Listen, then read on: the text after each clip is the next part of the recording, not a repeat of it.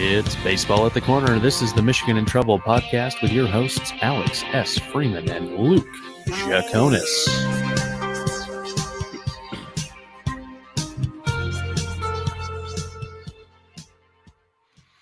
Luke Jaconis, how you doing this week? I am good, Alex Freeman. I am well. I'm healthy. It's been a very good week, good weather, and I'm excited because baseball is around the corner. That's right. We are almost there. Baseball is almost fully back. We've Yes, gotten. sir. There's actually been like live video of players playing baseball.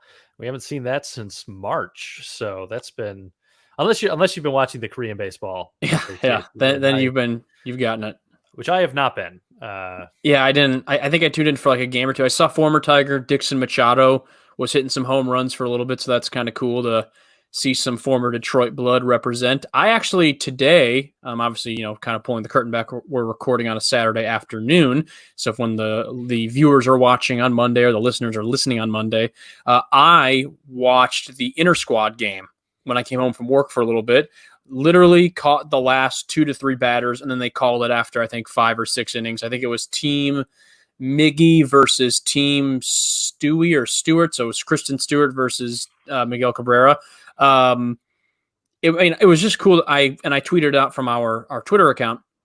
It was just cool to see baseball, and especially Tigers players. And albeit it was Tigers versus Tigers, but it was just nice to see some semblance of baseball after the up and down roller coaster that 2020 has been. So it was just kind of cool to see that. And of course, the last batter I watched the game, CJ Cron, a guy I have been very high on, who I have been very excited. I still am very excited to see how he does with his time with the Tigers. He hits a 2-run laser into left field, and then after that, they said, "All right, we're done for the day," and they called the game. All right, shut it down, boys. Shut it down. It can't get any better. Yeah, shut the whole season down. It can't get any better. That's it. Just kidding. Just kidding. I hope not. Yeah. It's really interesting. Your point there of it in the midst of this year, how good it just felt to be able to watch some baseball, even with empty stands, and all of that, and kind of knowing the backdrop of what was happening, which really does kind of like gets me mad when I think about the kind of hellish negotiations we went through to get to this point. When really it was baseball's opportunity to do a community service and kind of give us the opportunity to come back together as fans and to watch a sport that we all love. And now there's all these other things happening as well in the world, sports wise. And so it's not as special in that same way that it could have been. We all united around a NASCAR race a little bit quicker than we were able to unite around a game of baseball, which is I bet you never thought you'd say those words, huh? Yeah, I really didn't. But NASCAR is quickly becoming the sport for the woke intellectual. So it's who would have thought? I know. Honestly, who would have? Hey, you know what? It's a good sign of change. If NASCAR can do it, we can all do it. So let's just be better humans overall. I want to make a comment real quick. I've seen, I've been following. It's been so weird. Again, we've had such little baseball to digest over these past few months that I find myself being glued to watching Jonathan Scope take batting practice, like watching Kristen Stewart shag fly balls in left field. I'm like, oh my God, he's gonna have a great season. But it's just we're chomping at the bit to see some sort of baseball, intake. The one thing, though, that I'm still having to get used to and will have to get used to as this season progresses is the empty stands. Yep. It's a lot more weirder than I anticipated it being. Fingers crossed, maybe we get to some point at the end of August to September where they're allowing a certain number of fans in. But even at that point in time, the season's halfway done. I just don't really foresee it happening. So we're just going to kind of have to play through it and I'm sure as weird as it is for us watching it, you have to imagine it's even weirder for the players because you and I are both performers. We're both actors.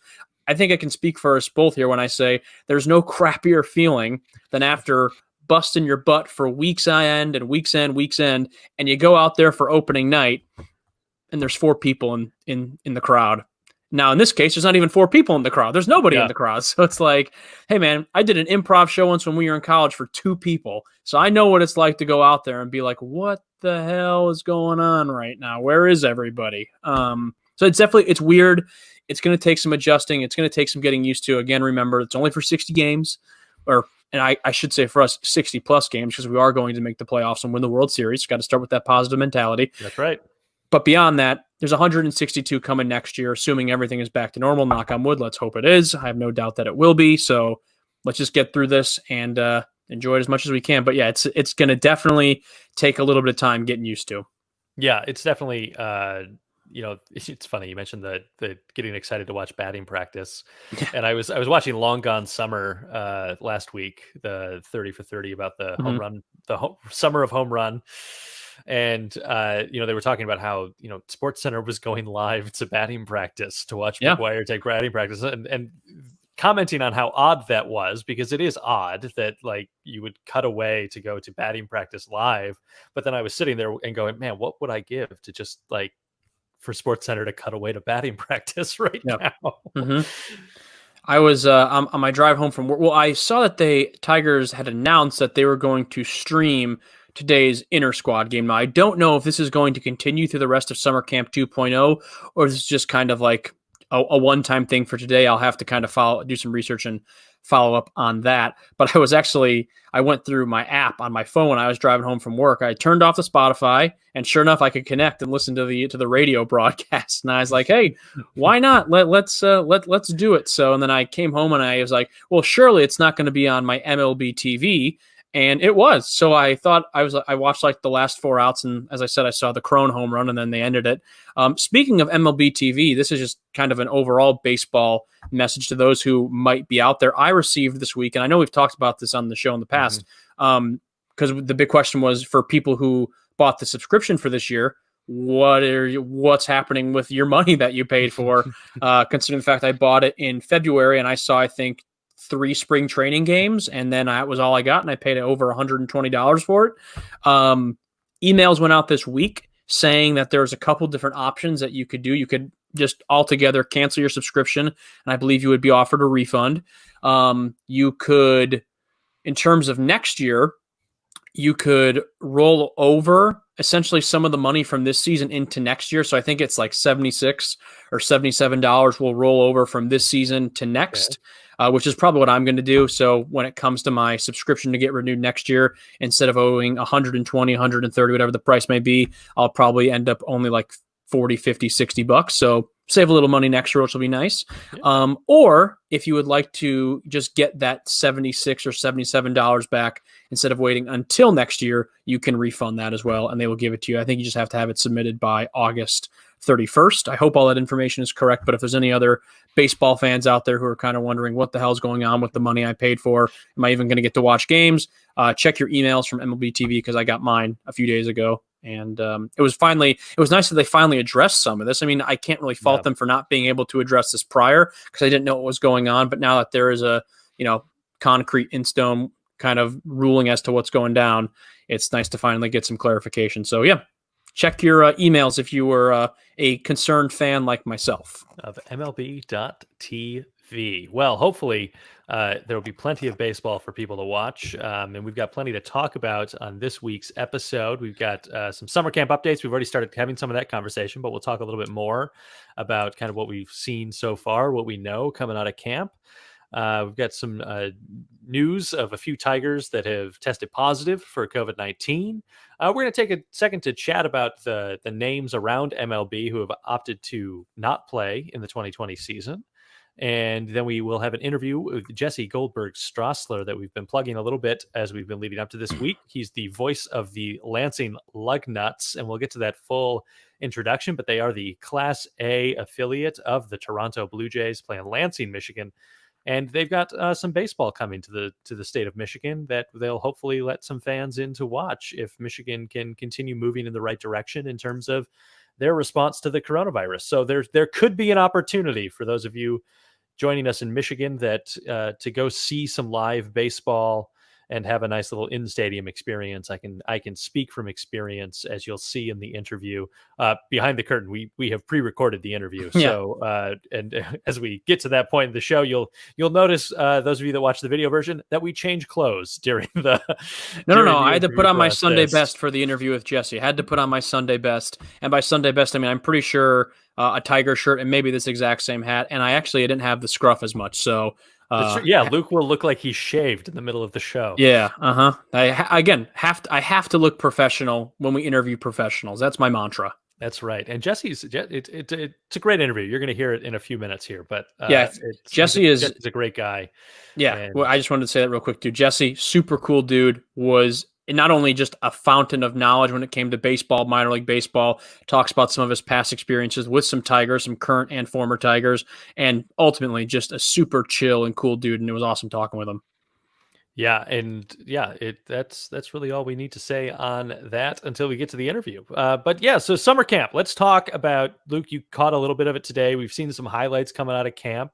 My impression so far, and I felt this way in spring training as well, is that this team feels more fun to watch than they did in 2019. That they feel like there's some pop in these bats. There's we've seen some miraculous fielding already. Yeah. Coming out Derek of summer Hill. camp with that Derek Hill catch, which I didn't see. I presume was in the SportsCenter top 10 the next day. Yeah.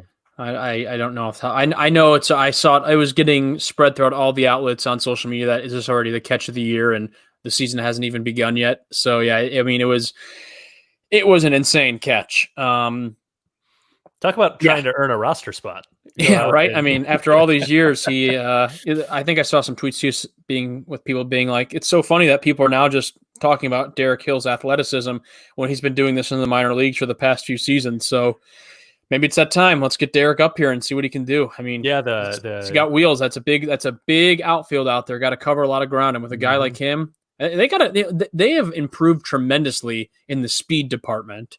Yeah. I mean, with guys like Jacoby Jones, Derek Hill, Daz Cameron, Victor Reyes, Travis Demeritte, they got some wheels. So that's awesome to see, because there was a point in time they didn't have wheels. So it's nice to kind of see how that has all come full circle. But yeah, camp overall I think has been as good as it can be considering everything. I agree with you. I think this team is a lot more fun to watch. I mean, then again, I think watching paint dry would be better than watching the 2019 season. So let's just leave that one in the past. But I think the offense, as I've been saying all along, much more improved with guys like Scope, CJ Crone, Cameron Maben. I'm really excited to see what Austin Romine does behind the dish. So I think the offensive side of things will be much better. Obviously, we've talked about it, ad nauseum almost, about Miguel Cabrera and how we think he's going to have a monster season. We're curious to see guys how like Nico steps up, Nico Goodrum and Kristen Stewart, Jamer Candelario, among others. So yeah, that's going to be good. And then there's also kind of the air of like the unknown with the Casey Mizes and the Faedos and the Mannings and the Scoobles and the Parettis and the Jake Rogers and all these young guys and Torque and Green, and they're all around. So it's like it's this kind of off in the distance, like, are we ever going to really see these guys? It's like, well, yeah, I think so, because they're here right now. Now, are we going to see them right away? Probably not, but they're coming, and that's exciting. So you're exactly right. This mini camp 2.0, whatever you want to call it, has been a lot of fun to watch. And I think that's largely in part due to the offense that I think is going to be much better, and the future, which I think will be here sooner rather than later. Yeah, and I think that one of the things that's been really exciting about these guys, and was potentially exciting that we were seeing in spring training, is because they're a mix of young guys on 1-year deals, guys on, I don't know how analytical Al Avila is in his decision making, but it almost has like a Moneyball-ish sense to it. Like the places that we've added are not necessarily guys that when you were like running down of like, who's the guy that you really got to go get this offseason? Yeah, you probably wouldn't name a lot of these guys, but then once you actually dig in and think about them analytically, you go, oh, this is a good pickup. This is a solid addition to the roster.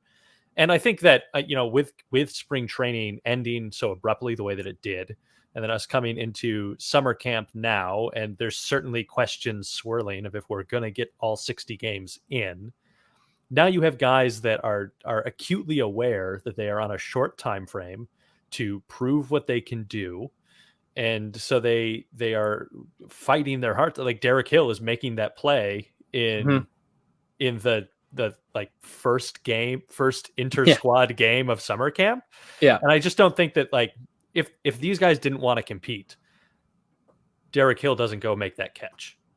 Yeah. These are professional athletes who are, the best in the world at their job. It's just the fact. So, and I never, 60 games, 162 games, I would never question anyone's, ability or their motives. They're there to play. There might be guys who slack off and are lazy, and I'm sure they have, made their way through MLB from the past and the present, maybe even in the future, who knows. But the majority of players are there to play.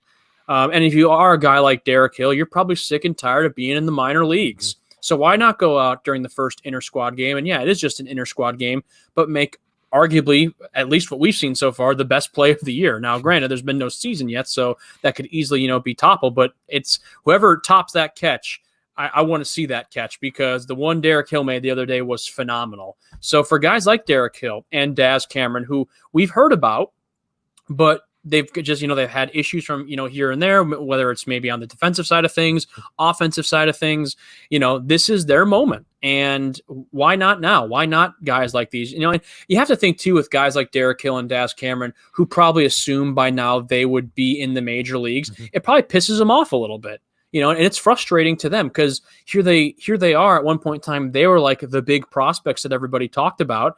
But now they kind of definitely are living in the shadow of guys like Torque and Riley Green and Mize and Manning and all those guys. But meanwhile, they're still huge parts of our future. And I think that they're going to be great once they kind of come into their own. So everyone's fighting. That's what it comes down to at the end of the day. Everybody's fighting, to get playing time and to make the team. And, hats off to them. Absolutely. And so with summer camp getting underway, we also have some guys who have not yet appeared in camp, and we don't quite know. There's about 7 of them. Here's the rundown of the list. It's Norris, Faedo, Skubal, the pitchers who have not yet participated in workouts. In addition, position players Victor Reyes, Daz Cameron, Isaac Paredes have also not participated. And we do have the only confirmation we have of the player that is COVID-19 related directly is Daniel Norris, who has we have a confirmed positive test from him. He hasn't been symptomatic for about a week, so he is on the mend and the recovery. And just to throw up that quote from him, I'm healthy and ready to rock as soon as I get some good news. And so we are hoping for a great and continued swift recovery from Daniel, and hopefully we see him in camp soon. The other guys, we don't know for sure if they are positive tests, if they are considering opting out, if they have a different injury of some kind. Obviously for HIPAA reasons, the Detroit Tigers can't just like release that they have COVID-19. And so we don't quite know what that is, but those are the guys we haven't seen yet. Luke, what's your kind of take on the situation? Well, 2 things. First of all, I want to echo your thoughts and send our best well wishes to Daniel Norris. I think after the conclusion he had to 2019, he was really on track to, I think, do something pretty special in 2020. It's unfortunate, that he has to kind of start out this way, but I have no doubt that he'll bounce back from this. The guy's a fighter. As for those who might be familiar, was diagnosed with thyroid cancer earlier in his career. He kicked that thing's butt, and he's been a solid pitcher for us in the making. He's always just been kind of one of those guys I've really wanted to see come into his own. I think he's got great stuff when he's on. So hopefully he can get through this coronavirus crap and be back to his normal southpaw wheeling and dealing. And that quote, by the way, is the most Daniel Norris quote I could have imagined. If you would have said who said this quote and didn't give me the name, I'd say that has to be Daniel Norris. I'll be ready to rock whenever or whatever. That's awesome. So yeah, best wishes to Daniel Norris. Get well soon. We can't wait to see you pitch this year. Secondly, I do know for a fact that Victor Reyes is back. And great. Yeah, he was on paternity leave. So he was right. Nothing too concerning there. And actually, he was in the game today that I watched. I believe he was in center for a few innings. So that was good to see. But as far as the others, I don't know anything. If it's coronavirus, maybe considering opting out. or maybe just some other lingering injury. Again, I just said again, Daz Cameron, we want to see him kind of come up, and unfortunately, once again, getting off to a slow start in the 2020 season. But it is what it is. We're going to see these guys, and I hate to sound like a pessimist. I hope it doesn't happen, but this is going to kind of be the norm, unfortunately, of, guys might go away for a few weeks, and then at some point it might come out that they tested positive. It might not. It's going to be up to that player's discretion, and that's kind of their own decision to make ultimately. So hopefully everyone that has not reported is, whatever their reasons are, they're safe and healthy, and hopefully we can see them soon. If they're not playing because they are just kind of fearful of the season, that's cool too. Got to take care of yourself, got to take care of your families. We've said that all along. So yeah, I think we'll see more of this, unfortunately. Hopefully not, but don't be surprised if we do. Yeah, I think that it's really, the intake testing was kind of the first hurdle that we had coming into the season, and seeing how that sort of protocol would unfold, what kind of positive rates we would get. MLB's positive rate was ultimately a really great number. It was something less than 2% tested positive coming into the season, and so that's comparatively to sort of the national average, and what is happening in sort of every market was comparatively really strong. And so now what we will want to continue watching is how as we continue on, these protocols are doing the things that they need to do to keep the virus at bay from the league, because obviously there will definitely be continued positives as the season unfolds, as you said. But I do think what we want to make sure doesn't happen is what we saw in MLS, where the entire Dallas team had to withdraw from their welcome back tournament. And so hopefully we don't see a situation like that in Major League Baseball. And that's really the biggest thing that we're trying to do. And obviously baseball, different sport than soccer. Soccer, you are a little bit, there's not as much physical contact, but there is physical contact in training. Whereas in baseball, there's not that much that has to happen. They've even stopped high fives. They got low fives going on. Fake fives. They're doing the fake fives. Fake fives. I like a lot of elbow bumps. The elbow bumps, the kick, the shoe kick. That's been fun going into the dugout. Yeah. I think they're finding good ways to get around those rules. And I think that so far, from what I've seen and reports, it seems like they're doing a good job of kind of enforcing those tighter policies that are, a little bit odd for those of us that have been athletes just at any level. You know that when your teammate does something good, you want to give him a high five, and that's difficult to not go do that. Yeah, no more high fives, no fist bumps, no butt slaps, no chewing, no spitting, none of that stuff. The two things I want to see in the regular season is, what is it going to look like when a player gets pissed at an umpire? Because usually they're in their face screaming. Is someone like 6 feet, 6 feet, 6 feet? That. The other one I really want to see is what happens when someone hits a walk-off homer. Will this be the year of the lamest celebrations when a walk-off happens? Because they're not going to go out and mosh pit. I mean, and if they do, they will gain nothing but negative publicity from doing that. So, I mean, I think it'll just be a trot. There'll be no fans. There'll be no celebration at home plate. That is the one I really want to see most, is what it will look like when a walk-off home run happens in the 9th inning. I think that's going to be the most interesting. But to your point, and I agree with you, from the little bit that I've seen of Summer Camp 2.0, I think that everyone is handling like the new protocols very well. They've obviously extended the dugouts to implement social distancing in the dugouts, which I think has been great. I've been seeing a lot of the Tigers coaches wearing masks, even during drills, whatever it might be. Obviously, the players aren't wearing them during the game because they're able to spread out and everything. That makes sense. I was thinking today, actually, when I was watching, I was like, do you think we'll see a pitcher this year wear a mask while he's pitching? I mean, we could. I don't foresee that happening, but I also at the same time may not be surprised if we do. So yeah, I mean, everyone's handling it as best as they can. You are right. Those first intake tests were very good. They came back. That was a good number for us to kind of get, especially not really knowing what it was going to be. Could have been a lot scarier. Could have been a lot worse. So let's hope, just again, people are being safe on and off the field, and we can get through these 60 games and enjoy what we can of this season. Do you think a manager will get themselves tossed without going out? And I think if a manager steps out of the dugout towards an umpire, he's getting tossed immediately. I think that's just what the umpire's going to do. Yeah, I mean, stop him from coming to yell in his face. Well, then you see, I think they do that, then that's going to piss off the manager more, and then he's going to want to yell. So, I mean, it's going to be, I mean, honestly, how do we handle that? I mean, there have been situations in the past where a manager or a player is chirping in the dugout. The umpire makes eye contact. They say, "Don't you come out here. Don't you come out here." And then they toss him. So, yeah, I don't know. I'm telling you, ejections and walk-offs are hands down the things that I'm most excited to see how they play out this season. Will Gardy get tossed from a game this season? Yeah, 100%. Yeah. Let's set the over-under. That's a fun one to play. Ooh. Assuming we get a full 60 in. I'm going to say over-under 3 ejections. Oh, man. That's right on the number that I would. I'm going to take the under. Okay. Because I think he'll be good in the first third of the season. So the first 20 games. Yeah, and then then as everybody kind of gets like comfortable with new protocols, that's when it's gonna. That's when, yeah. I'll take. I'm gonna say he gets ejected, 4 times in 60 games. That's kind of a lot, but not really. I'll take the over, and I think he gets 4 ejections this year. All right, great. So we'll mark see. It down. Mark it down here. 3 and 4. Let's see if it comes to fruition.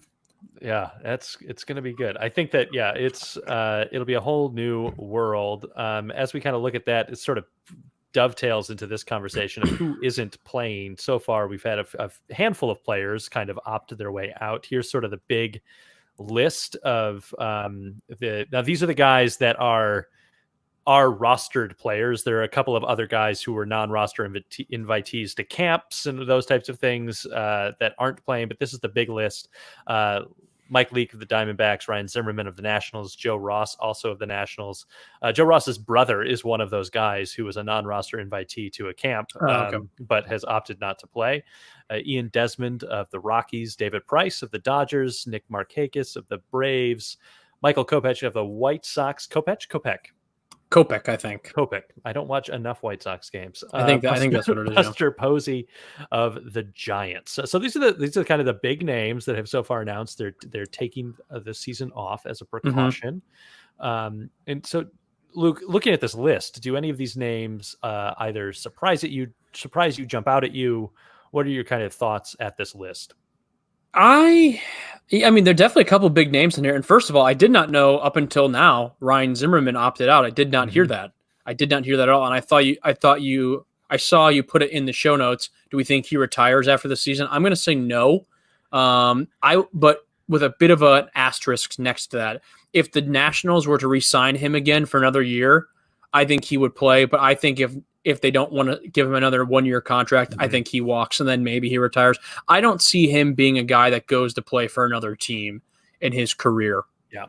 I mean, I could be totally wrong. Maybe I never thought Tom Brady would play for any team but the Patriots, and I was wrong on that. That's true. Who knows with Zimmerman, but I did not know he had opted out. So thank you for informing me on that. But beyond him, he's a pretty big name. Nick Markakis has always been a solid baseball player. I think he definitely can help that Braves team. But then again, the Braves, even without Markakis, are a real solid team. So I don't think his absence will completely knock them out of it, so to speak. But he's definitely a player you want on your squad. But the two big names for me on this list, and I don't know about you, Alex, David Price and more recently Buster Posey. Yeah. Both players. I don't want to sound mean when I say this, but I think they're definitely in the second halves of their career. Yeah. And that doesn't mean that they're still not productive, because I would gladly take David Price to come back to Detroit. I would also not mind seeing Buster Posey for Detroit. It'd be a hell of a catcher's competition right now with some of the guys we've got, but why not throw Posey's name in there? But Price and Posey are definitely the two big names because they're just veteran players. Buster Posey is the San Francisco Giants. Yes, exactly. So that's definitely probably the biggest hit. I mean, I'm not comparing them as players overall, although they both have had phenomenal careers. Posey is to the Giants what Miggy is to the Tigers. Yeah. So, in that aspect, definitely that's got to hurt for a lot of Giants fans. But also, not to be mean towards the Giants, I don't really necessarily think they were competing this year for a World Series. Now, again, with the 60-game twist, maybe they are, because I think everyone legit has a chance. But Yeah, to me, Posey and Price are the two big ones. Yeah, Posey was the biggest surprise to me because it's a simple. Yeah, I think your Mickey comparison is a better one than what I had in my head, because it was like if Mike Trout announced that he wasn't playing for the Angels, like that's a name that is so tied to that franchise. Yeah. But Trout obviously is the best player in baseball, so that would be a bigger impact on the field necessarily than maybe Buster Posey is for the Giants at this point in his career. He certainly, I pulled up the WAR of all of these guys, and there's not really anybody with that was incredibly productive for their team last year. Like even David Price, had an ERA of 4.28 last year compared to his career ERA of 3.31. So he's obviously still a very good pitcher, 100%, but is not the same kind of dominant pitcher that he necessarily was if this was 2 seasons ago even. And so I think that's sort of, and obviously David Price is the bigger story because he was than maybe Buster Posey is, because he was part of a big transaction this offseason. And so so that's kind of an interesting twist here. But otherwise, it's not necessarily a list of names of guys that are franchise changing in any way. But it is a list of guys. There are guys on the list, Zimmerman, Price, Posey, that are bigger names than maybe Major League Baseball was hoping would opt out of this season. Yeah, I think that's a very good point. These are big names, no doubt about it. I wonder, and again, we've said it all along, if players feel like they need to opt out for safety reasons, by all means, do what you got to do. Take care of yourselves, take care of your families. That's more important than winning baseball games. I wonder, though, if in the back of their minds, if Major League Baseball is a little antsy and a little nervous that players like Trout or Mookie Betts, Giancarlo Stanton, Aaron Judge, the list goes on and on and on, if those guys start to say, well, I don't know. And right now, there's rumors circulating that Trout might not play this year. So you have to imagine that the MLB is kind of biting their nails, wondering what's going on, because for another comparison for you, Mike Trout is to the MLB what LeBron James is to the NBA. So if LeBron doesn't play in the NBA, you'd have to imagine that the NBA as a whole would be like, oh boy, and we just lost our poster child. It's the same thing with Mike Trout. He is the best player in baseball right now. There are no questions about it. So if a guy like that sits out, you're definitely taking a massive hit in a year that you're already taking such bigger hits, and it would just be a bad look. But hey, if Trout feels like he needs to do it, so be it. And that list is only going to grow, by the way. I mean, yes, I'm not saying it's going to be guys of that caliber, or Mike Trout caliber. It might be guys who, younger in their careers, maybe names we haven't heard in a while. Who knows? But I don't know who it's going to be, but I guarantee you that list will continue to grow. We might even see some Tigers players on there. You just never know. And whatever happens, I think we owe it to those players to respect their wishes and, wish them well, and we'll see them again in 2021. So it's going to be interesting. It's going to be really, really interesting. Yeah, absolutely. Because, certainly we know some of these guys' family situations. We know some of their, a little bit about their lives outside of the baseball diamond, but we don't know the full story. We don't know who's in their life that is potentially high risk. We don't even necessarily know their entire history to know why they may be high risk. And so I think that there are so many considerations that these guys are going through to try and figure out if this is the right move for them and their families and their loved ones. And so we all we can do is say, I totally respect your decision. Looking forward to seeing you on the field next season.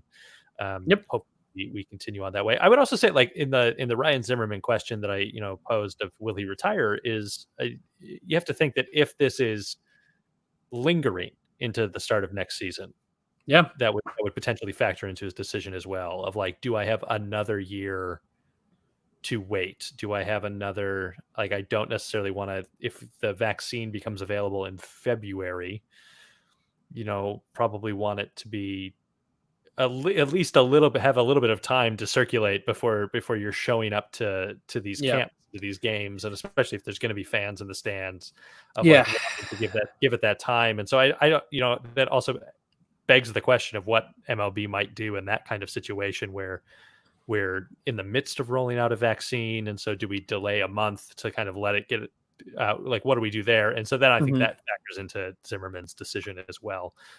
What the guy that I really respect. So I want nothing but the best for Ryan Zimmerman. Yeah, no, I mean he's great. I mean, I love that he finally got his win, with the Nats last year. That was awesome. But I and this is a much bigger conversation. I know we want to wrap up here soon because we got the Jesse interview to get to, but that's an even bigger conversation of what is the landscape of Major League Baseball next year? Is there a vaccine in place? Because if so, then that changes a lot of things. Is there not a vaccine in place? Because then if so, we could be looking at something similar to this year. Is it a situation where there's a vaccine coming very soon, but it's still not here yet? I mean, that is going to completely then weigh into it because there's just so many different hypotheticals we could throw out. We just have to wait and see. But, that's a great point about Zimmerman. If this is lingering into the 2021 season and if MLB's kind of like, spring training is going to be weird, we might have to delay the season by a month, then does that force players like him to kind of be like, yeah, it's just my time. It's time to hang it up. Let's call it. We got to wait and see. Let's get through these 60 games first, and then we'll worry about next year. Let's not be like the MLB and release the 2021 schedule when we haven't even played a game in 2020. Yeah, exactly. Well, let's talk about the Lansing Lugnuts single A affiliate started the Lemonade League. So we brought in Jesse Goldberg Strassler to have a conversation with us. We did this interview about a week ago. And so, I don't think we really talk about breaking news in any sense of the word in the interview. But if you hear something that we say that you're like, that's not true, just give us that benefit of the doubt that it did happen about a week ago. But yeah, he'll talk about the Lemonade League at Lansing's Cooley Law School Stadium. It's a really great conversation. It was fun. Those of you that have the audio version of the show, we're going to take an ad break right here. And it's about a minute of an ad break. So just be prepared if you're one of those people that fast forwards through ads. Don't tell our sponsors that I told you the length of it. But we'll come back into the interview. Those of you with the video version, you're going to see a fade to black and a fade right back up. And you will see Luke having shaved very quickly in that fade to black. In 3 seconds. It's impressive through the No one is more professional than me. Through the magic of television. It feels like a cooking show almost, Luke. Like we get you do all this and then through the magic of television. It would have been awesome if when I just said no one is more professional than me, if I pulled a beer out from behind my computer and then just pounded it. And then I said, and now to Jesse. And then that would have been it. That would have been the great intro. But alas, my beer is waiting for me upstairs in the fridge to be drank because it is a Saturday night and I don't work on Sunday. And also that beer is waiting for a beer company to sponsor us. So if you're out there, Michelob Ultra. That's the kind of placement you want. You want Luke drinking the beer because we can't fast forward through Luke drinking the beer. So we're going to send you to the ad break. Then we'll come back with the interview with Jesse, and we will see you in the past, in the future, in the time. Who knows what time is anymore in the where we're going. COVID. Where we're going, we don't need roads. Bye. Exactly. Welcome back to Michigan and Trumbull. We are now joined by Jesse Goldberg Strassler, and he is the voice of the Lansing Lugnuts. Before heading to Lansing, he worked for the Brockton Rocks, Montgomery Biscuits, and Windy City Thunderbolts. Best names I've ever read. In addition, he produces, when there is something to produce and talk about, the Around the Nest Blue Jays podcast. He coordinates the Michigan Baseball Hall of Fame and was named the Minor League Broadcaster of the Year in 2019 by Baseball Digest. Jesse, welcome to the show. Thank you very much for having me. There's no such thing as a thunderbolt.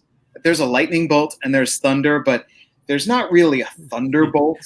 The only thunderbolts in existence are in the Windy City. Actually, if I can ask you a question right off the top, Jesse.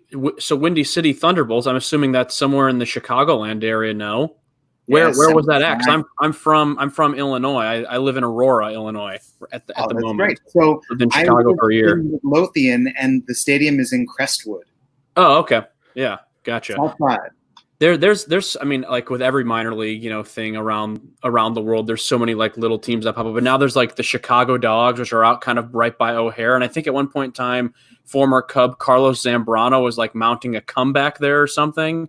So former Lugnut Carlos Zambrano. Oh, interesting. Okay, cool. Yeah, that was another question I had for you too. Like players you've seen either at times like grow into like the superstars they are today, or like on the opposite, like those guys who were stars are trying to mount a comeback. So we'll have to get into all that. But that's cool, dude. That's awesome, man.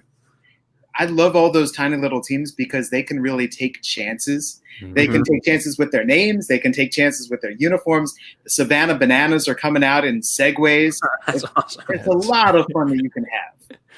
Yeah, that kind of leads us into this sort of the place we want to start the conversation. You obviously work for the Lansing Lugnuts, the Class A affiliate of the Toronto Blue Jays, the Midwest League rival of the West Michigan Whitecaps that some Tigers fans may be a little bit more familiar with if they aren't, in Michigan, in central Michigan there following the Lugnuts. But I'd love to hear your thoughts kind of on what minor league baseball and some of these, smaller clubs mean to the communities in which they reside. Well, the rivalry is real for our fans because Lansing Lugnuts fans are all Detroit Tigers fans. So we like to see great talent on the Whitecaps. We don't like to lose to them. Riley Green hit 4 home runs, but then they lose, let's say, 11-4. That would be great. That's a great day. Ever since 1996. So the Whitecaps showed up from Wisconsin in 1994, and they were an A's team, and then they switched to the Tigers affiliate after a couple of years. And there were the Lansing Lugnuts showing up. So you got the Whitecaps setting all the attendance records in the minor leagues. And then the Lugnuts showed up in 1996, and suddenly they are battling for attendance records. And there's trash talking between newspaper columnists in Grand Rapids and in Lansing. The fans are getting into it. Just reading back with the archives, it's great because it was vicious. And the Whitecaps kept knocking the Lugnuts out of the playoffs that first year and then throughout the 2000s when the Whitecaps had a dynastic team in minor league baseball, one of the greatest in Midwest League history, year in, year out. So that, to me, the fact that you can pull a city together, we talk about what sports is. So I grew up a huge Detroit Tigers fan. It felt so good to me to move to Michigan and see people wearing the Old English D. Like, I don't know who they are, but I'm going, they're my people. Yeah. So minor league baseball, that you can come with friends, with family, show up, enjoy yourself. You're all together. It's community. It's really a relaxing time. Baseball's on the most beautiful days of the year. You don't have to battle a snowstorm to get to the stadium. And all of the different things that it can provide, that on a Thursday that we could do reduced beer prices, and it's a Thirsty Thursday. Or that's what I was saying, yeah. It's fireworks on Friday night and Saturday, or a family day on Sunday where you can play catch with your parents on the field before the game, and then all the kids get to run the bases after the game, and all those different things and the different types of people and wherever you are in life that it can appeal to. The reduced ticket prices or the reduced food prices, or whether it's a big giveaway and you're in line to get an autograph from a Detroit Tiger or to get a bobblehead or whatever it is. I really think that that's the appeal, that the game and seeing the future major league star is really great. But the fact that there is something that brings everyone together, that doesn't cost all that much, that is in the midst of the most beautiful weather, it's a really great thing. The other thing that I think about with baseball, especially at the minor league level, I get jazzed by football. I'm an enormous football fan, but I am tense leading up to a football game. My adrenaline is pumping. Nobody goes into a baseball game that, as a fan, feeling tense, feeling nervous. You show up with the biggest smile on your face as you see that field. Yeah, and you've mentioned a couple of things. I have, I'm from the Lansing area. I was 7 when the Lugnuts came into existence in Lansing, and I have just incredible memories at then Oldsmobile Park, now Cooley Law School Stadium. And here we go. We're gonna pull up some pictures of this is my family like 20-ish years ago with Big Lug. Is that you in the middle with the hat on, Alex? Right in the there. Purple face? Yep, that's me. That's me. Okay, yeah. Ready for the game. Big Lug has not changed a bit. No. Oh, well, hang on. Wait, I've got. Just wait. You wait. Here's my family playing catch on the field, as you said. Very nice. Just a great time there. And then we had my dad's 60th birthday party at Cooley Law School Stadium. So yeah, Big Lug has not aged a day since he was born. It's incredible. It's really, really great. But no, I mean, it's an incredible. I enjoy going to Major League Baseball games and that stadium experience, but there's just something about a minor league stadium experience, and especially a stadium as beautiful as Cooley Law School. I mean, Yep. it's welcoming. It doesn't put you into a bad mood if the Tigers are having a terrible season. There's something about it that when the Lansing Lugnuts arrived, changed the area. Just like when the Whitecaps arrived, it changes the feel. It adds to the community. Yeah, Jesse. So kind of that whole little spiel you gave in the beginning about just how like minor league baseball. Like I agree with everything you just. Have you ever seen the movie Step Brothers when Will Ferrell and John Cena are like, did we just become best friends? That's what I feel like happened there, because like everything you said, I've said it on the show before. It's like why I love baseball in general, but in particular why minor league baseball is sometimes such a nice like option for families, because the tickets aren't outrageous. There are good deals. There's firework nights. It's very family friendly. You said it too, and I live in Aurora, Illinois right now, where Wayne's World was filmed, and not too far from us is where the Kane County Cougars play. They're a single A team for, I think right now I looked it up, the Diamondbacks. They're a single A affiliate, and every Thursday night it's like $1 beers, $1 hot dogs. It's just the best. You go, you stuff your face with some dogs, get hopped up, make some bad decisions with some beer. It's going to be a good time. But everything's just like the weather. I mean, oh my, that's why I think baseball, and like I love football too. I'm a big football guy, but football watching it in December or January kind of stinks. You go to a nice, beautiful summer day in the afternoon and watch baseball. It's just the best. So I completely agree. I do have one question for you, and I asked this to Alex before we started going. So you said you grew up a Tigers fan, correct? Yeah. So now you're affiliated with the Blue Jays organization, and you have the Blue Jays podcast and everything when you're able to podcast, that is. So as you kind of grow like with the organization, the more you stay with the team, does your kind of like heart then stick with them and leave like the Tigers in a way? Like I've always been curious about that with broadcasters. Like if you're broadcasting hypothetically for the Tigers for 20 years, I would imagine you're a Tiger fan, but you may not have started that way. So like kind of where do you fall on that spectrum, I guess? I grew up rooting for the Tigers because I grew up a massive Alan Trammell and Lou Whitaker fan. Cool. Now working in baseball, I get to know players personally. So with the Tigers right now, I know Daniel Norris. I know Matthew Boyd. I know Dawel Lugo. They came through the Lugnuts. I got to know them as human beings. I got to read Danny Norris's poetry. And here he comes skateboarding into the stadium. What a guy. So you root for the people that you know, which causes it divides me up, because now I'm looking at Lane Thomas with St. Louis, or Jan Gomes with the Nats, or Rich Hill, or whoever it might be. Wherever guys go, I've got Toronto Blue Jays. I've got Bo Bichette and Vladimir Guerrero Jr., Danny Chance. Yeah. But you start rooting for the human beings. It's if you grow up with a great friend, and you and that great friend, you are both, I don't know, huge Detroit Lions fans. But then that friend gets into the NFL and he's playing for the Chargers. You can love the Lions while still rooting for him, and that's where I am. That's awesome. That's so cool. You said Matt Boyd. You saw Matt Boyd kind of. Did he start with Lansing? You said he made his professional debut with the Lugnuts, and it was fun. That's awesome. Because as we drive around on the team bus over the course of the summer, we've got a TV. The TV is turned to baseball, and Matt Boyd is pitching for Oregon State in the College World Series. So we're watching this guy. The draft happens. We're keeping track of who to the Blue Jays draft. They draft the guy that we're watching. So now we're really rooting for him. That's awesome. And then you fast forward, and a month later, he shows up on our team making starts, and it was awesome. Is there certain guys when you watch? I mean, Alex and I are both massive Matt Boyd fans, not only because he's a great pitcher, but as like a human being, the guy is just the best. Are there certain guys that you've watched throughout your career that you can kind of be like, this guy is going to be a star? This guy is going to excel at an incredibly high level? I would say a yes with an ellipsis. So maybe what it comes down to is the first thing that you look for is what are the guy's great tools? So what can he really do? What can he do at a major league level? Well, let's take Griffin Conine, Jeff Conine's son, who played for us last year. Led the Midwest League in home runs. Major league power. Throws 97 miles an hour from right field. Has a major league arm. Strikes out a lot. So I looked at the first two and I go, he's a major leaguer with the power and the arm if, and there's the ... if he cuts down on the strikeouts, if he figures out the swing and miss. So that's every single player that we come across. If it's a Matt Boyd, if it's a Daniel Norris, circle first, what is it that this guy is going to bring to the major leagues?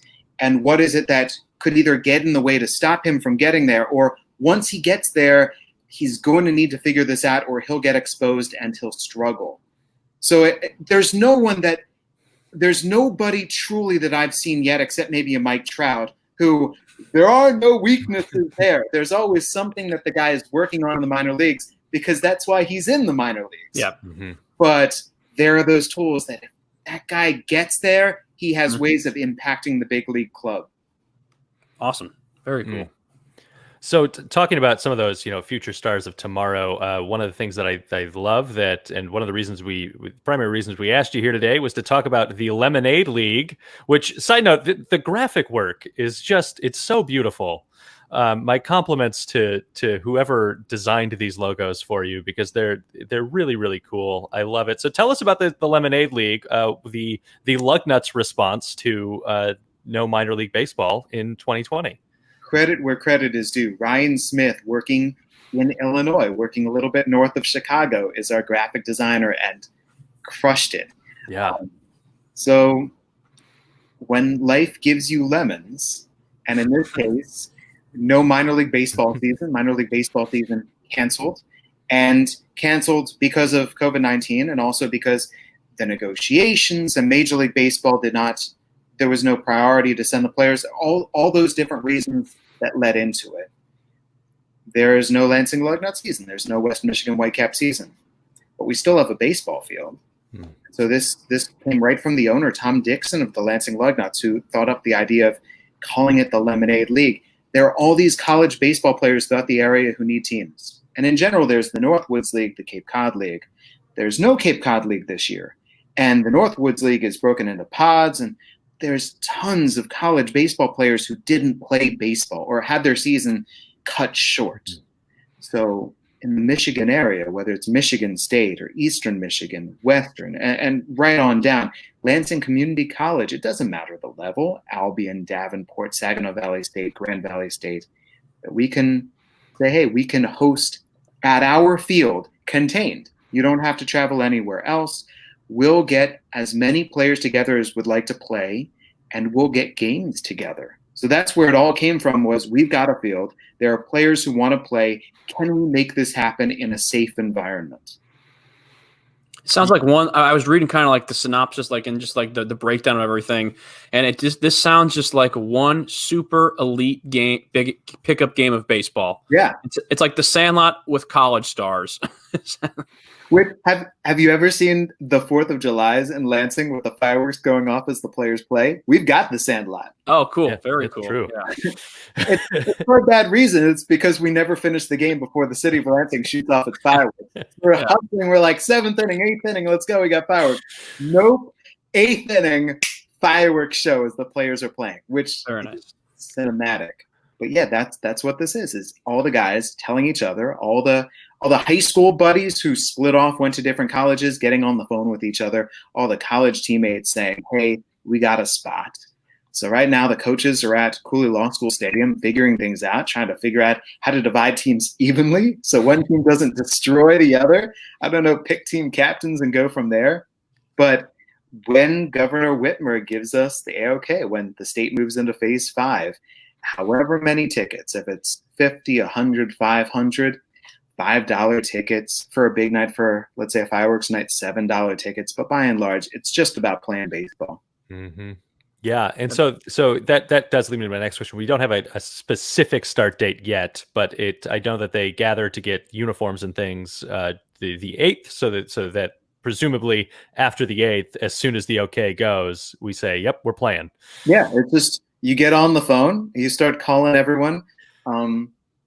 Was that called a phone tree back in the day? I would say, a very elite Michigan baseball phone tree. That's Hey, I'll call the shortstops. You get on the phone with the catchers. Everybody calls somebody and make sure that we've got the pitchers and somebody get the baseballs. And we've got our yellow baseballs. I've got mine around here, around the corner, and we're going to get everyone together and just get baseball going. And I promised them I'd be their statistician. So all the stats in the league, that everything that Elias or whoever it is that keeps, I told the coaches I might not be able to figure out our WAR formula or our whip, all those different things. I'm like, I'm going to try to figure things out, but I don't know if I can get your fielding independent pitching. That'd be quite the feat to pull off. Yeah, Jesse, you definitely seem more like the stats guy. If I was there, I'd be coming up with the nicknames. That would be my job. I would like to take over nickname duty. I'm not actually a real stats guy. I do want you to come up with nicknames. That's good. I would love to. Bring it on. But no, the thing that appeals to me about baseball has always been the anecdotes, the really cool stories. That you mentioned Step Brothers. We had an outfielder named Connor Panis who sang opera. How did he sing it? Like, why was he an opera singer? Because he saw Step Brothers. He thought, this is cool. And he's self-taught. Like, in the hotel room or in the clubhouse, he's like, I can just teach myself. Boom, opera singer. Yep. That's the best part about baseball. Or just like, obviously, it's, in my opinion, it's the greatest game that we have for professional sports. But there's just so many cool little stories and like backstories of teams and players and how did players start. Some didn't even want to play, then they do play. Now they're I mean, just the lure and the history of it all is just amazing. I have kind of another kind of sillier question for you, Jesse. So I'm looking at your the team names here. So correct me if I'm wrong. It's the Lansing Lugnuts, the Brockton Rocks, the Montgomery Biscuits, and the Windy City Thunderbolts, correct? That's correct. Out of those teams, which team do you think has the best name? Montgomery Biscuits. Yeah, that's a great That's name. what I was going to say. That's a great name. I mean, the Brockton Rocks, though, have an unusual quality that I don't know how many other teams had this. So it was ROX was the team name, how it was spelled. But on the jersey, it would say ROX with a mirror reflection, like Rocks was peering into a pond, and it would say underneath ROCKS, unless you want it reversed. And some of the jerseys said ROCKS with the mirrored reflection ROX. So guys on the same field would wear different jerseys. Wild. I love that. And the biscuits, they served us biscuits every single day in the press box. It was great. That sounds great like my dream. That sounds like retirement to me. Who needs to pay me? Just give me the biscuits. Just pay me in biscuits. I put on some weight. I will take a stipend of biscuits. It's terrific. That's awesome. Jesse, I'm going to have you wade into a little bit of controversy here. And on our last episode of the show, we talked about the Tigers broadcast team. You yourself are an award-winning baseball broadcaster. And so what is your take on the Tigers' new broadcast team who had an atrocious 2019 season to call? I'm going to disappoint you. I am not able to watch or listen because I'm busy while they're often working. That makes sense. At the same time. I get asked about Major League Baseball. Forget even the broadcast teams. Baseball. And I get to see the box scores. I get to check out the highlights. But as a kid, I knew everybody on every single team and all the backups and everyone who was coming up in the minor. And I just had it all studied. And now, because it's a day in, day out thing with the Lugnuts where we get, one day off in a month, I am just not that aware. So with the Tigers broadcast team, I listen to everybody else, but all I really know about the broadcast teams is what I saw when I had more spare time on my hands. Yeah, that makes sense. Are you a baseball on the radio or baseball on TV guy? Which is your preferred consumption? I grew up with baseball on the radio. So I love baseball on the radio. But if you give me the option to actually watch what I'm able to watch, like our season ends, the playoffs start, the World Series start. Yeah, it's great to listen to the World Series on the radio. But I also want to watch it. So maybe I turn down the TV and turn up the radio, but I do need that picture. Mm-hmm. Jesse, when you watch games for the Lugnuts, obviously, as you said, you've kind of grown into a fan and you want to support the guys because they're good people and stuff like that.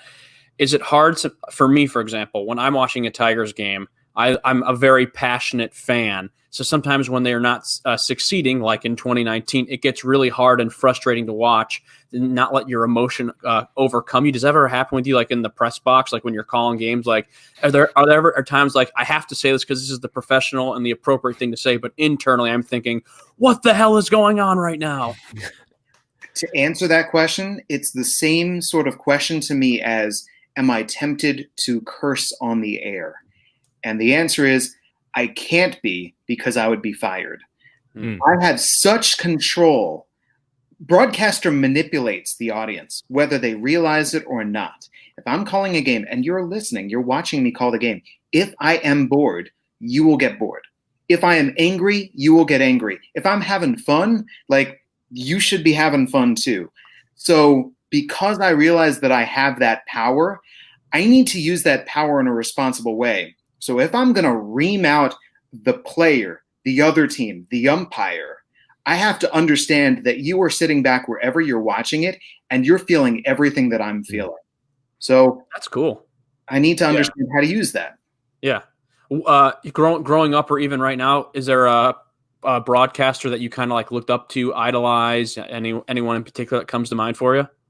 The guy that I listened to day in, day out on the radio growing up, because I grew up in Maryland, was John Miller, who now is with the Giants. Yeah. Used to do Sunday Night Baseball. Exactly. His voice, I think, is incredible. His sense of humor was what really stood out. Even if the game wasn't fun, he was fun. I've read broadcasters who would say things like, it's not my job to add to the game. Or there are broadcasters who clearly, and I'm going to spotlight Joe Buck. You can turn on a Joe Buck game and within 2 seconds know if he is in or if he is out. If Joe Buck is going, this is what I'm talking about, or he's just not digging what he's seeing. And I think it's our job to somehow, if the game is great, to let the game be great and not impose ourselves. But if the game isn't great, we got a job to do. Yeah. That's what I really appreciated about John Miller, was that even if the game wasn't good, you still had just a blast listening to him. Yeah. Wasn't it? I think it used to be Sunday Night Baseball. It used to be John Miller and Joe Morgan, correct? Back on the Fire Joe Morgan website that came up. Yeah. The other guy that I really appreciate, and I think I appreciate guys who can do what I can't do. Like a pitcher sitting in the dugout looking at a guy who throws 105 going, oh, that guy can throw it. I don't think that I've got the pipes. There are other things that maybe I bring to the table, but I listen to a Dan Schulman where his voice is a musical instrument. However he wants to use it, if he wants to go low, if he wants to punch words, however it is that he goes into the broadcast and spreads it around, it just sounds like a symphony to me. All the while, he never imposes himself. He works great off his color guy, and he tells interesting stories. That, to my mind, is what I really admire about a broadcaster. Nice. Awesome. One last Lemonade League question for you. We talk about the in-stadium experience. We're trying to, and I know that I've read that we're going to do giveaways, which is just the hallmark of a baseball game, is what's the giveaway today. What are some of the things that fans should be looking forward to as they get ready to come out to a Lemonade League game?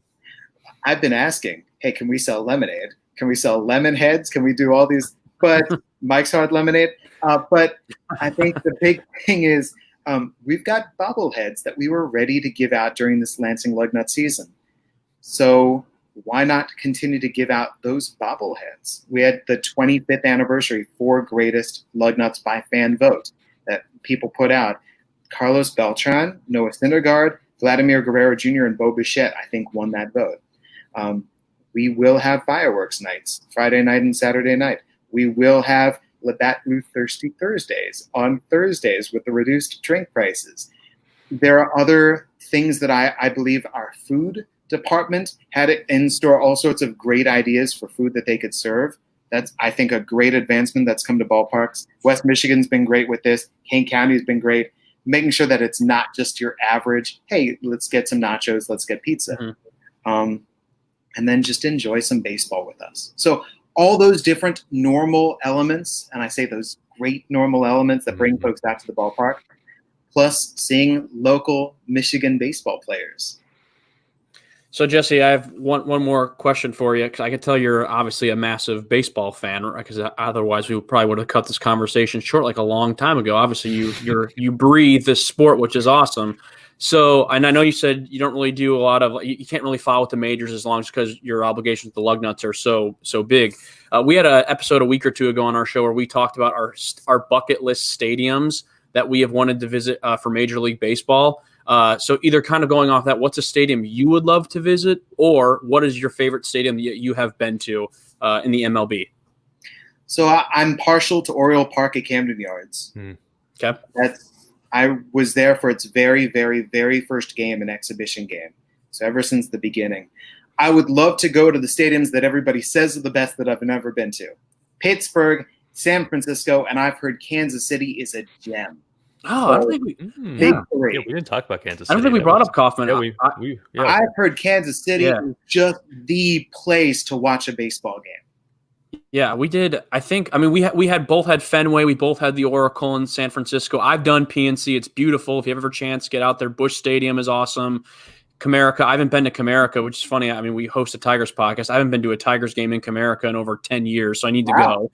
Yeah, it's been a minute. But yeah, I think. And then we had I had Camden. I said Camden was the one I really wanted to check out. And then I think I'd said that I want to see Tropicana Field just because I've heard some horror stories, and I need to kind of see it with my own eyes to believe it. I've never been inside Wrigley Field. So I guess I should probably, as a baseball fan, say at some point I'd like to go into Wrigley. Yeah. Fenway was awesome, but I was very, very uncomfortable. Man, San Diego is awesome.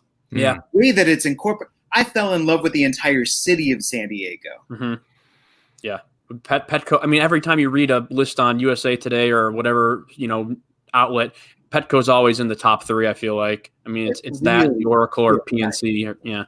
So yeah, Petco, that's a good one too. Yeah, that's awesome. That's awesome. And what have we heard about the Minnesota Twins? And the Rangers are about to open up. They're a brand new spot, but I've heard good stuff about Minnesota. It's Target Field. Mm-hmm. I really like how, and this is not just the major league level, this is the minor league level.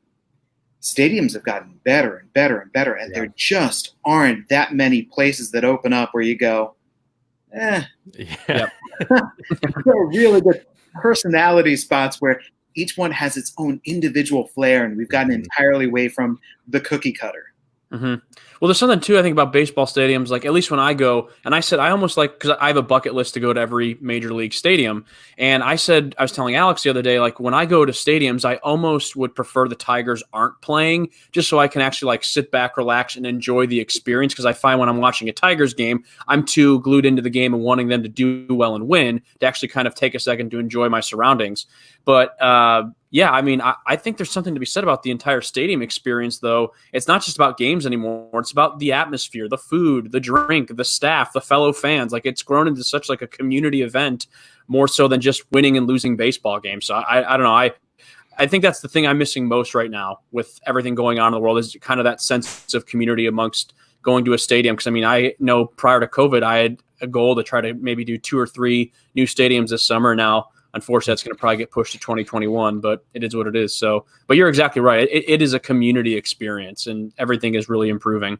About that, so when I'm at a Lansing Lugnuts game or any game that I'm broadcasting, you really have to watch every pitch. And I've had times where I've missed a batter. There's a game in Dayton, Ohio, where I didn't see the first batter of the inning who grounded out.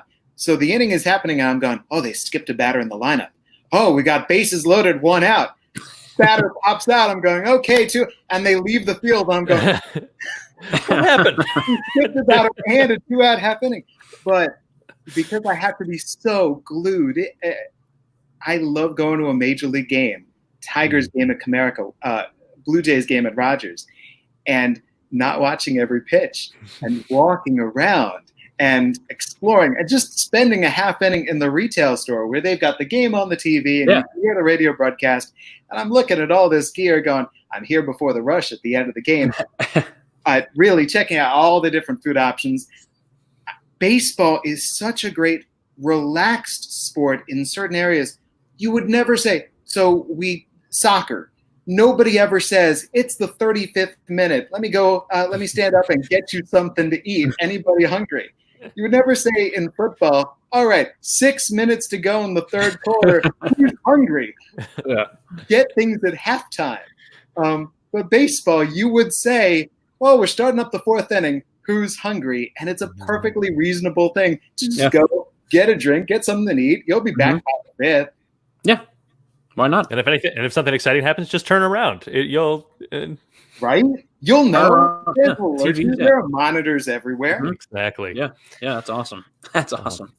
Jesse, well, thank you for joining us for this quick interview. The first interview of the show. So you're the first guest interview we've had. So thank you for joining us for this. And I think that by vote of this podcast, we're not Baseball Digest, but I think by default you're the 2020 Minor League Baseball Broadcaster of the Year, right?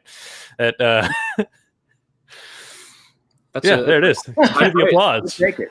Yeah. By the way, you asked me about the Lemonade League, and I realized I totally skipped over the 1v1 home run derby to end. Oh yeah, I meant to ask you. Yeah, we skipped that. What a my idiot. thing. I was talking about stadiums. I got us totally derailed. That's what I do on the show, Jesse. That's my job. Tell us about this, about the format of the games of the Lemonade League. There's a lot of controversy right now in the major leagues that they are instituting the runner at second base to start up extra innings. In the minor leagues, we need this because there just aren't enough pitchers. You need to end the game as quick as possible, and that way you're not using your second baseman, your shortstop, everybody. You can't have injuries. Well, as you're trying to figure out ways to end games in extra innings, in the 2018 Midwest League All-Star Game held in Lansing, we were in danger of having the game end in a tie, just like the Major League Baseball All-Star Game, back in 2001 or thereabouts, before this time it counts. And thankfully, a Dayton Dragon came through with 2 outs, 2 strikes in the bottom of the 10th inning with a walk-off single. But after that, they were like, let's make sure that games don't end in a tie. All-Star games especially. So in 2019 in Bowling Green, Kentucky, or 2019, wherever it was held, because this year was supposed to be in Bowling Green, South Bend, Indiana, they chose 1 home run derby slugger from each team, and they held a homer off, 1v1. He who hits the most homers wins it for his team, and you can look for the video. It is out there online. Chris Betts of Bowling Green, for the previous day, had won the home run derby, with the Western Division trash-talking him and trying to get in his face, walking off to win the All-Star Game for the East with a home run derby win. And we're going, this is great. We're not taking ourselves seriously. We're not the major leagues. Let's go home run derby style to decide games. So that's what we're going to try in the Lemonade League this year. Cool. I love it. It's gonna be a blast. I will be up in Michigan visiting my family towards the end of July. So hopefully the league is up and running at that point as we hit phase 5, and I'll be able to head over to Cooley Law School Stadium and catch a game. That sounds great. All right, we're back in the present, past, future, whatever. Who knows? Post interview with Jesse. What a great conversation. I can't say it enough. What a great guy, and what an accomplished fella to come onto the podcast. Yeah, I just respected just the conversation with him. He was just a chill dude who has many accolades under his belt. So by no means did he need to give us 2 bozos any amount of time, but luckily we had him, for half hour, 40 minutes, and it was a really good time talking with him. He was, again, like I said earlier in this episode, a fountain of knowledge with just baseball, minor league baseball, but on top of that, just a cool dude. And that's who we kind of, want to rock with when we're bringing people on like that. So Jesse, thanks again, man. And hope to have you back soon. Absolutely. And I am going to visit my family in the end of July. And so hopefully the Lemonade League will be underway. And so I'm looking forward to hopefully catching some of those games. And we are marching towards a season of our own. And so next week we'll have a season preview as we get, ready to get started. We're almost at opening day finally. And so we'll season preview again, because we did kind of a season preview back in March. So we'll see. New schedule, new team. Oh yeah. Same time, same station, wherever you watch this show. We'll see you next week on Michigan in Trouble. Have a good week, Luke. See you, buddy.